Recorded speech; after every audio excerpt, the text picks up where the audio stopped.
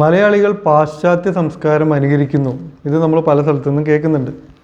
അങ്ങനെയാണെങ്കിൽ നമ്മൾ അനുകരിക്കേണ്ട ഒരു കാര്യത്തെക്കുറിച്ചാണ് ഈ വീഡിയോ.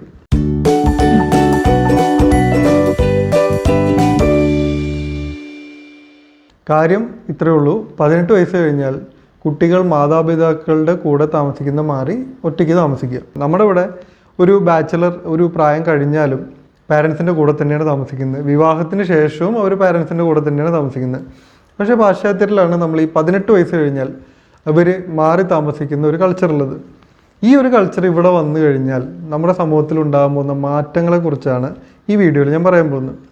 ഒന്നാമത്തെ കാര്യം, ഇങ്ങനെ ഒരു കുട്ടി പാരൻസിൽ നിന്നും 18 വയസ്സ് കഴിഞ്ഞ് മാറി താമസിച്ചാൽ ആദ്യം ഉള്ള ഗുണം അവന് കിട്ടുന്ന ഫ്രീഡമാണ്.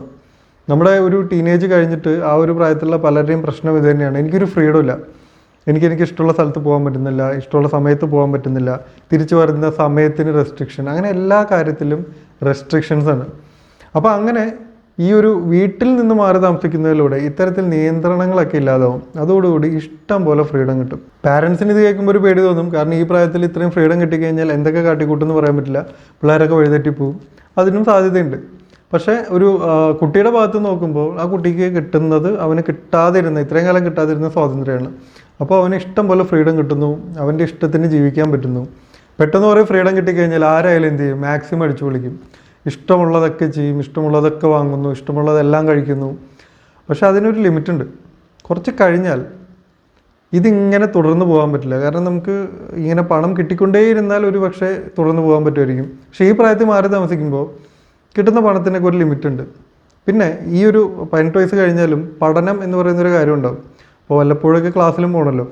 അപ്പോൾ വീട്ടിലാണെങ്കിൽ വീട്ടിൽ നിന്ന് ഒരു ക്ലാസ്സിൽ പോകുന്ന ഒരാൾക്ക് ഇപ്പോൾ 9 മണിക്ക് എത്തണമെങ്കിൽ 8:45 പുറപ്പെട്ടാൽ മതിയെങ്കിൽ 8:30 എണീറ്റാലും മതി. എണീറ്റ് പെട്ടെന്ന് കുളിച്ചു, ഡ്രസ്സ് ചെയ്തു, അപ്പോഴേക്കും കഴിക്കാനുള്ള ഭക്ഷണം അവിടെ ഉണ്ടാവും, അതെടുക്കുക, കഴിക്കുക, പോവുക. വീട്ടിലാണെങ്കിൽ രാവിലെ ഭക്ഷണം ഒരാൾ ഉണ്ടാക്കി തരും, ഈ കഴിച്ച പാത്രം കഴുകണ്ട, അതാരെങ്കിലും ക്ലീൻ ചെയ്തോളും. വൈകിട്ട് വന്നാലും മുറിയൊക്കെ വൃത്തിയായിട്ടുണ്ടാവും, തുണി ഉണക്കി അവിടെ കൊണ്ടുവച്ചിട്ടുണ്ടാവും, ചിലപ്പോൾ അയൺ ചെയ്തിട്ടും വെച്ചിട്ടുണ്ടാവും. പക്ഷെ ഒറ്റയ്ക്കാണ് താമസിക്കുന്നതെങ്കിൽ ഇതൊക്കെ സ്വയം ചെയ്യണം. രാവിലെ ഭക്ഷണം വേണമെങ്കിൽ നമ്മൾ തന്നെ കുക്ക് ചെയ്യണം. അത് കഴിഞ്ഞ് കഴിച്ചു കഴിഞ്ഞാൽ ആ പാത്രം സ്വയം തന്നെ കഴുകി വയ്ക്കണം. ഇല്ലെങ്കിൽ വൈകിട്ട് കഴിക്കാൻ നേരത്ത് ആ പാത്രം ഉപയോഗിക്കാൻ പറ്റില്ല. ഇനി രാവിലെ മുറിയൊക്കെ വൃത്തികേടാണെങ്കിൽ വൈകുന്നേരം അതേ മുറിയിലേക്ക് തന്നെയാണ് വന്ന് കയറുന്നത്, അത് അങ്ങനെ തന്നെ ഇരിക്കും. അത് വൃത്തിയാക്കാതെ അവിടെ കിടക്കാനോ ആ മുറി ഉപയോഗിക്കാനോ പറ്റില്ല. അതേപോലെ തുണി കൃത്യമായിട്ട് കഴുകണം, ഉണക്കണം, അയൺ ചെയ്യണം, എന്നാലും അതും ഇട്ട് കോളേജിൽ പോകാൻ പറ്റുള്ളൂ. അപ്പോൾ ഇത്തരം കാര്യങ്ങളൊക്കെ കൂട്ടത്തിൽ ചെയ്യേണ്ടി വരും. അപ്പോൾ നേരത്തെ പറഞ്ഞ ഫ്രീഡത്തിൻ്റെ ഒപ്പം തന്നെ ഈ ഒരു ഉത്തരവാദിത്വം കൂടെ കയറി വരുമ്പോൾ ഈ ഫ്രീഡം അടിച്ചു പൊളിക്കൊക്കെ ഒരു ലിമിറ്റ് ഉണ്ടാവും. ഈ ഉത്തരവാദിത്തപ്പെട്ട കാര്യങ്ങൾ സ്വയം ചെയ്ത് ബാക്കി സമയത്ത് ഈ ഫ്രീഡം ഉപയോഗിച്ചുള്ള അടിച്ചുപൊളിയൊക്കെ ഉണ്ടാവുള്ളൂ. അപ്പോൾ ഈ ഒറ്റയ്ക്ക് താമസിക്കുമ്പോൾ ഫ്രീഡം വരുന്നതിൻ്റെ ഒപ്പം തന്നെ വന്നു കയറുന്നതാണ് ഈ ഒരു ഉത്തരവാദിത്വ ബോധവും.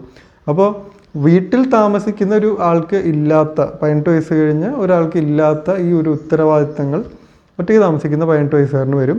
ഈ കാര്യങ്ങളൊക്കെ സ്വയം ചെയ്യേണ്ടി വരും. അത് അയാളുടെ പേഴ്സണാലിറ്റിയെ മൊത്തത്തിലൊന്ന് ഇമ്പ്രൂവ് ചെയ്യും. അടുത്തൊരു ഗുണമാണ് ആൾക്കാർക്ക് വരുന്ന മെച്യൂരിറ്റി.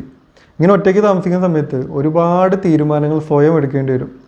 മറ്റേ നമുക്ക് പാരൻസിനോട് ചോദിക്കാം, വീട്ടിൽ ആരെങ്കിലും ചോദിക്കാം, അല്ലെങ്കിൽ അവർ തീരുമാനങ്ങൾ എടുക്കും, നമ്മൾ കൂടെ നിന്നാൽ മതി. ഇത് നമ്മുടെ പല കാര്യങ്ങളും ചെറിയ ചെറിയ ചോയ്സുകൾ മുതൽ, അതായത് ഒരു ഇൻഡക്ഷൻ കുക്കർ എടുക്കണോ, മെസ്സിൽ ഫുഡ് പറയണോ, അതേപോലെ വലിയ വലിയ തീരുമാനങ്ങൾ വരെ നമ്മൾ സ്വയം തന്നെ എടുക്കണം. ഇങ്ങനെ തീരുമാനങ്ങൾ എടുക്കുമ്പോൾ ചിലത് പാളിപ്പോവും. അപ്പോൾ അടുത്ത തവണ കൂടുതൽ ശ്രദ്ധയോടെ ആ കാര്യം ചെയ്യും. അല്ലെങ്കിൽ ഇത്തരത്തിൽ പാളിപ്പോകുന്നതിൽ നിന്നുള്ള പുതിയ അനുഭവങ്ങളിൽ നിന്നും അടുത്ത തീരുമാനം കുറച്ചുകൂടെ മെച്യൂരിറ്റി ഉള്ളതായി മാറും. അങ്ങനെ ഓരോ അനുഭവങ്ങളിലൂടെ ഇതേപോലെ തീരുമാനങ്ങൾ എടുക്കുന്നതിലൂടെ ഈ വ്യക്തിയുടെ മെച്യൂരിറ്റി ലെവൽ കൂടും. അപ്പോൾ ഒരു വീട്ടിൽ മാത്രം കഴിയുന്ന ഒരാൾക്ക് കിട്ടുന്നതിനേക്കാളും കൂടുതൽ മെച്യൂരിറ്റി ഇങ്ങനെ ഒറ്റയ്ക്ക് താമസിക്കുമ്പോൾ ഈ ഒരു 18 വയസ്സ് കഴിഞ്ഞ ഒരാൾക്ക് കിട്ടും. പിന്നെ സ്കൂളിൽ പഠിക്കുമ്പോഴും പിന്നെ ഒരു പ്രൊഫഷണൽ കോളേജിൽ പഠിക്കുമ്പോഴെല്ലാം ഉള്ള പ്രശ്നം, അവിടെയൊക്കെ കാര്യങ്ങൾ ഒരു ഓർഡറിലാണ് നടക്കുന്നത്. അവിടെ ഇങ്ങനെ കയ്യൂക്കുള്ളവൻ കാര്യക്കാരൻ എന്നുള്ള ഒരു ലെവലിൽ അവിടെ കാര്യങ്ങൾ നടക്കില്ല. കാരണം അങ്ങനെ വന്നു കഴിഞ്ഞാൽ അവിടെ ഇടപെടാൻ ഒരു അതോറിറ്റി ഉണ്ട്. പക്ഷേ നമ്മൾ റിയൽ വേൾഡിലോട്ട് വരുമ്പോൾ അവിടെ നമ്മുടെ കാര്യം നമ്മൾ തന്നെ നോക്കണം. അപ്പോൾ അവിടെ കയ്യൂക്കുള്ളവനാണ് കാര്യക്കാരൻ. ഒരുപാട് ലൈഫിൻ്റെ റിയാലിറ്റീസ് ഉണ്ട്. ഇതൊന്നും അറിയാതെ കോളേജും കഴിഞ്ഞ് പുറത്തിറങ്ങി ഒരു ജോലി അന്വേഷിക്കുമ്പോഴാണ് പെട്ടെന്ന് ഈ റിയൽ ലൈഫിൻ്റെ റിയാലിറ്റി വന്നിട്ട് ഇയാളെ ഹിറ്റ് ചെയ്യുന്നത്. ആ സമയത്ത് ഇയാൾക്ക് എന്താ ചെയ്യേണ്ടതെന്നൊരു പിടുത്തുണ്ടാവില്ല. പക്ഷേ 18 വയസ്സ് കഴിഞ്ഞ് മാറി താമസിക്കുകയാണെങ്കിൽ ഈ ഒരു എക്സ്പീരിയൻസുകളിലൂടെ കിട്ടുന്ന ഈ ഒരു മെച്യൂരിറ്റി കൊണ്ടും ലൈഫിലെ എക്സ്പീരിയൻസുകൾ കൊണ്ടും അയാൾക്ക് റിയൽ ലൈഫായിട്ട് മുമ്പേ ഒരു ബന്ധമുണ്ടാവും. അപ്പോൾ കോളേജ് കഴിഞ്ഞ് ഒരു ജോലി കണ്ടെത്തുമ്പോഴും അത് തുടർന്നു പോകുമ്പോഴും ലൈഫിൽ മുന്നോട്ടുള്ള കാര്യങ്ങളിലും കൂടുതൽ കാര്യക്ഷമമായിട്ട് കാര്യങ്ങളെ ഹാൻഡിൽ ചെയ്യാനായിട്ട് ഇത്തരത്തിൽ മാറി താമസിച്ച എക്സ്പീരിയൻസ് ഉള്ള ഒരാൾക്ക് പറ്റും. അടുത്തൊരു ഗുണം എന്ന് പറയുന്നത് മണി മാനേജ്മെൻ്റ് ആണ്. ഞാൻ ആദ്യം പറഞ്ഞു നമുക്ക് ഫ്രീഡം കിട്ടുമ്പോൾ ഫുൾ അടിച്ചുപൊളിയിലോട്ട് പോകും. പക്ഷേ അങ്ങനത്തെ ഒരു ലൈഫ് സ്റ്റൈൽ മെയിൻറ്റെയിൻ ചെയ്യാനുള്ള പണം എപ്പോഴും വീട്ടിൽ നിന്ന് കിട്ടണമെന്നില്ല.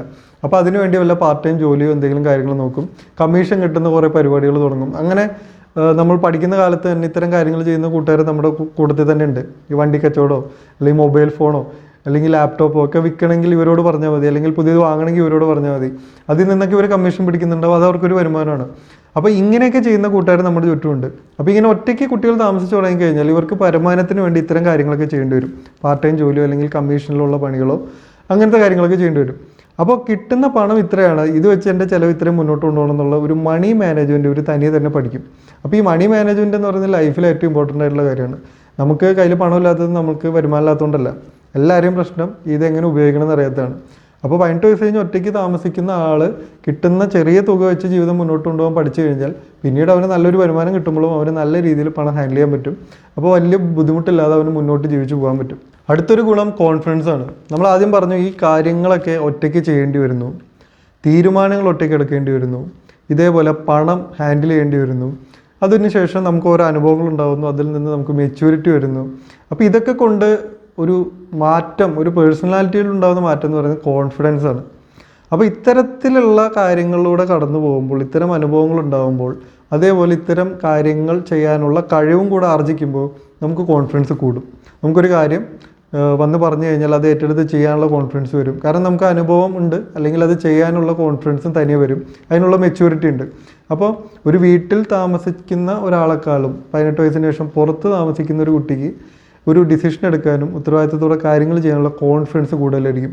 അപ്പോൾ ജീവിതത്തിൽ പിന്നീട് അങ്ങോട്ട് ഓരോ സിറ്റുവേഷൻ വരുമ്പോൾ കൂടുതൽ കോൺഫിഡൻ്റ് ആയിട്ട് അതിനെ നേരിടാനും അതിൽ നിന്നും വിജയമുണ്ടാക്കാനുള്ള സാധ്യതയും ഇത്തരത്തിൽ താമസിക്കുന്ന ഒരാൾക്ക് കൂടുതലായിരിക്കും. അടുത്തൊരു ഗുണം ഒന്നെങ്കിൽ ക്രിയേറ്റിവിറ്റി അല്ലെങ്കിൽ മിനിമലിസ്റ്റ്. ഇങ്ങനെ ഒറ്റയ്ക്ക് താമസിക്കുന്ന ഒരാൾ ഒന്നെങ്കിൽ നല്ല ക്രിയേറ്റീവ് ആവും, ഉള്ള സ്പേസിനെ നല്ല ഭംഗിയാക്കി പ്രാക്ടിക്കലാക്കിയിട്ട് അറേഞ്ച് ചെയ്ത് അത്തരം കാര്യങ്ങളൊക്കെ ചെയ്യും. ഇല്ലെങ്കിൽ അയാളൊരു മിനിമലിസ്റ്റ് ആവും. മിനിമലിസ്റ്റ് ആവുമ്പോൾ എനിക്ക് ഇത്രയൊക്കെ മതി, എൻ്റെ ഒരു ജീവിതം മുന്നോട്ട് കൊണ്ടുപോകാൻ ഇത്രയും സാധനങ്ങൾ വേണ്ടെന്നുള്ള തിരിച്ചറിവ് ചെറിയ പ്രായത്തിലേക്ക് കിട്ടും. അപ്പോൾ ഇത് രണ്ടായാലും നല്ലതാണ്. അപ്പോൾ പിന്നീട് അവരൊരു സ്വന്തം വീട് വാങ്ങുമ്പോഴോ അല്ലെങ്കിൽ ഒരു നല്ല വാടക വീട്ടിലേക്ക് താമസം മാറ്റുമ്പോഴോ അതിനെ ഭംഗിയാക്കി കൊണ്ടുനടക്കാനുള്ള എക്സ്പീരിയൻസ് അവർക്ക് ഓൾറെഡി ഉണ്ടാവും. കാരണം ഉള്ള ചെറിയ സ്പേസിനെ അങ്ങനെ കൊണ്ടുനടക്കാൻ പറ്റുമെങ്കിൽ ഇതിനെ നന്നായിട്ട് കൊണ്ടുനടക്കാൻ പറ്റുമല്ലോ.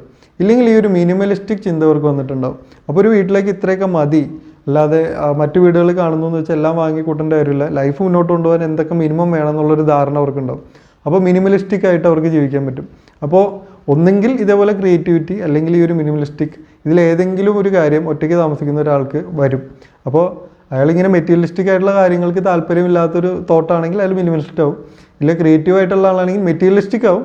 പക്ഷേ ഇത്തരത്തിൽ നല്ല ഭംഗിയായിട്ട് ഒരു റൂം അറേഞ്ച് ചെയ്യാനും വീട് കൊണ്ടു നടക്കാനൊക്കെ ഉള്ളൊരു സ്കില്ല് കിട്ടും. അപ്പോൾ ഇതിൽ ഏത് സ്കില്ല് കിട്ടിയാലും പിന്നീട് ഒരു വീട്ടിലേക്ക് താമസം മാറ്റുന്ന സമയത്ത് അതുകൊണ്ട് ഗുണം മാത്രമേ ഉള്ളൂ. അപ്പോൾ ഒരു വീട്ടിൽ സ്വന്തം മുറിയിൽ താമസിക്കുന്ന ഒരാൾക്ക് ഇത്തരം സ്കില്ലുകൾ ഉണ്ടാവണമെന്നില്ല. പക്ഷെ ഒറ്റയ്ക്കൊരു സ്വന്തം സ്പേസ് എന്ന രീതിയിൽ താമസിക്കുമ്പോൾ അയാൾക്ക് ഈ സ്കില്ലുകൾ വരും. അടുത്തൊരു ഗുണം റിലേഷൻഷിപ്സ് ആണ്. അപ്പോൾ റിലേഷൻഷിപ്പ് എന്ന് പറയുമ്പോൾ ഫ്രണ്ട്ഷിപ്പ് ആവാം, പ്രണയമാവാം. അപ്പോൾ സ്വന്തമായി ഒരു സ്പേസ് ഉണ്ടെങ്കിൽ തമ്മിൽ കാണാനും ടൈം സ്പെൻഡ് ചെയ്യാനൊക്കെ ഉള്ള സാധ്യതകളുണ്ട്. അപ്പോൾ അതുകൊണ്ട് തന്നെ കൂടുതൽ സോഷ്യലൈസ്ഡ് ആവാനുള്ള ഒരു ഓപ്ഷൻ അവിടെ ഉണ്ട്. അപ്പോൾ സ്വന്തം വീട്ടിൽ ഒരുപാട് റെസ്ട്രിക്ഷൻസ് കാരണം ഫ്രണ്ട്സിൻ്റെ വീട്ടിലേക്ക് വിളിക്കാൻ പറ്റാത്ത അല്ലെങ്കിൽ ഫ്രണ്ടിൻ്റെ വീട്ടിൽ പോയി താമസിക്കാൻ പറ്റാത്ത ആൾക്കാരുണ്ട്. അപ്പോൾ അങ്ങനെ ഒരാൾക്ക് സ്വന്തം സ്പേസ് കിട്ടിക്കഴിഞ്ഞാൽ ഫ്രണ്ട്സിന് അവിടെ വരാം, അവർക്ക് ഒരുമിച്ച് ടൈം സ്പെൻഡ് ചെയ്യാം. അപ്പോൾ അങ്ങനെ സോഷ്യലൈസ് ചെയ്യാനുള്ള ഒരുപാട് സാധ്യതകൾ കിട്ടും. അപ്പോൾ അങ്ങനെ അയാൾക്ക് കൂടുതൽ ആൾക്കാരുമായിട്ട് മിങ്കിൾ ചെയ്യാനുള്ള സാധ്യത വരും. അപ്പോൾ കൂടുതൽ ഫ്രണ്ട്സ് വരുമ്പോഴും കൂടുതൽ ആൾക്കാരുമായിട്ട് ടൈം സ്പെൻഡ് ചെയ്യുമ്പോഴും അത് നമ്മുടെ പേഴ്സണാലിറ്റിക്ക് നല്ലതാണ്. അതേപോലെ കൂടുതൽ കണക്ഷൻസ് ഉള്ളത് ലൈഫിൽ പിന്നീടുള്ള ജോലിക്കായാലും മറ്റെന്ത് കാര്യത്തിനായാലും ഇത്തരത്തിൽ കണക്ഷൻസ് ഉള്ളത് നമ്മുടെ ലൈഫ് കൂടുതൽ ബെറ്റർ ആക്കും. അപ്പോൾ സോഷ്യലൈസ് ആവാനുള്ള ഒരു സാധ്യതയും കൂടെ ഈ 18 വയസ്സ് കഴിഞ്ഞ് ഒറ്റയ്ക്ക് താമസിക്കുകയാണെങ്കിൽ ഈ യുവാക്കൾക്ക് അത്തരത്തിലൊരു സാധ്യതയും കൂടെ തുറന്നു കിട്ടും. ഒരു റിലേഷൻഷിപ്പ് നന്നായിട്ട് കൊണ്ടു നടക്കണമെങ്കിൽ നമ്മൾ അതിൽ ടൈമും എനർജിയും ഒക്കെ ഇൻവെസ്റ്റ് ചെയ്യണം. ഇതൊന്നും അറിയാതെ നേരെ ഒരു വിവാഹത്തിലേക്ക് കടന്നു ചെന്ന് അവിടെ കിടന്ന് പെടാപ്പാട് വരുന്നതിനേക്കാളും നല്ലത് ഒരു റിലേഷൻഷിപ്പ് എക്സ്പീരിയൻസ് ചെയ്തതിന് ശേഷം വിവാഹത്തിലേക്ക് എത്തുന്നത് തന്നെയാണ്. അപ്പോൾ അതിനുള്ള സാധ്യതയും ഇങ്ങനെ മാറി താമസിക്കുമ്പോൾ കിട്ടും. ഇതൊക്കെ ഒരു വ്യക്തിക്ക് കിട്ടുന്ന ഗുണങ്ങളാണ്. ഇനി സമൂഹത്തിൽ ഉണ്ടാകുമ്പോൾ മാറ്റം എന്ന് പറയുന്നത്, ഇപ്പോൾ നമുക്ക് കാണാം ബാച്ചിലേഴ്സിന് പല സ്ഥലത്തും റൂം കിട്ടില്ല. അത് പെൺകുട്ടികളാണെങ്കിൽ തീരെ കിട്ടില്ല. പക്ഷേ ഇങ്ങനെ ആൾക്കാർ മാറി താമസിക്കുന്ന ഒരു കാര്യം, കുട്ടികൾ 18 വയസ്സ് കഴിഞ്ഞാൽ ഒറ്റയ്ക്കാണ് താമസിക്കുന്നത്, അങ്ങനെ ഒരു കൾച്ചർ ഇവിടെ വന്നു കഴിഞ്ഞാൽ ബാച്ചിലേഴ്സ് ഒറ്റയ്ക്ക് താമസിക്കുന്നത് വളരെ നോർമലായ ഒരു കാര്യമായിട്ട് മാറും. അപ്പോൾ ഇപ്പോൾ കാണുന്ന ഈ റെസ്ട്രിക്ഷൻസും കാര്യങ്ങളൊക്കെ ഇല്ലാതാവും. അപ്പോൾ ബാച്ചിലേഴ്സ് ഒറ്റയ്ക്ക് താമസിച്ചു തുടങ്ങും. അവർക്ക് വരുമാനം കിട്ടാനായിട്ട് അവർ ഇത്തരത്തിൽ പാർട്ട് ടൈം ജോലികളും മറ്റും ചെയ്യാൻ തുടങ്ങും. അപ്പോൾ അങ്ങനെ പാർട്ട് ടൈം ആയിട്ട് ജോലി ചെയ്യുമ്പോഴൊരു കാര്യം, ഇവർ വരുന്നത് കോളേജ് ടൈം കഴിഞ്ഞിട്ടൊക്കെ ആയിരിക്കും. അപ്പോൾ കോളേജ് ടൈം കഴിഞ്ഞ് ഒരു 4-5 മണിക്കൂർ വർക്ക് ചെയ്താൽ ഇവർക്ക് എന്തെങ്കിലും വരുമാനം കിട്ടുള്ളൂ. അങ്ങനെ വരുമ്പോൾ ഈ 8 മണിക്കും 9 മണിക്കും അടയ്ക്കുന്ന കടകൾ ചിലപ്പോൾ 12 മണി വരെ തുറന്നിരിക്കും. അപ്പോൾ കൂടുതൽ സമയങ്ങളിൽ നമുക്ക് നൈറ്റ് ലൈഫ് കുറച്ചുകൂടെ സമയത്തേക്ക് കിട്ടും. അപ്പോൾ ഈ പറയുന്ന ഒറ്റയ്ക്ക് താമസിക്കുന്നവർക്ക്, നേരത്തെ വീട്ടിലാണെങ്കിൽ 8 മണിക്കോ 10 മണിക്കോ വീട്ടിൽ കയറണം എന്നുള്ളവർക്ക് ഒറ്റയ്ക്ക് താമസിക്കുമ്പോൾ ഈ ഒരു ടൈം റെസ്ട്രിക്ഷൻ ഇല്ല. അപ്പോൾ അവർക്ക് പിന്നെയും രാത്രി പുറത്തിറങ്ങാം, ഈ ഒരു നൈറ്റ് ലൈഫ് എക്സ്പീരിയൻസ് ചെയ്യാം. അങ്ങനെ നമുക്ക് കൂടുതൽ രാത്രികളിൽ ആൾക്കാരും വെളിച്ചവും കടകളൊക്കെ വരുമ്പോൾ രാത്രികൾ കുറച്ചുകൂടെ സുരക്ഷിതമായിട്ട് മാറും. അപ്പോൾ ഈ കുട്ടികൾ 18 വയസ്സ് കഴിഞ്ഞ് മാറി താമസിക്കുന്നതിലൂടെ നമ്മുടെ സമൂഹത്തിൽ തന്നെ ഒരുപാട് മാറ്റങ്ങളുണ്ടാവും. അപ്പോൾ അതുകൊണ്ടാണ് ഞാൻ നേരത്തെ പറഞ്ഞത്, പാശ്ചാത്യ സംസ്കാരം അനുകരിക്കുകയാണെങ്കിൽ നമ്മൾ ആദ്യം അനുകരിക്കേണ്ടത് ഈ ഒരു കൾച്ചറാണ്. അതിവിടെ വന്നു കഴിഞ്ഞാൽ ഇതേപോലുള്ള ഒരുപാട് മാറ്റങ്ങൾ നമ്മുടെ സമൂഹത്തിലുണ്ടാകും. ഒരുപാട് പോസിറ്റീവായ മാറ്റങ്ങൾ ഇവിടെ ഉണ്ടാകുമെന്ന് തന്നെയാണ് ഞാൻ വിശ്വസിക്കുന്നത്. അപ്പോൾ ഇതാണ് ഈ വിഷയത്തിൽ എൻ്റെ ഒരു തോന്നൽ. നിങ്ങളുടെ തോന്നലുകൾ നിങ്ങൾ കമൻറ്റ് ചെയ്യുക. സോ അടുത്ത എപ്പിസോഡിൽ മറ്റൊരു കാര്യം പറയാൻ വേണ്ടി വരാം. Thank you for watching.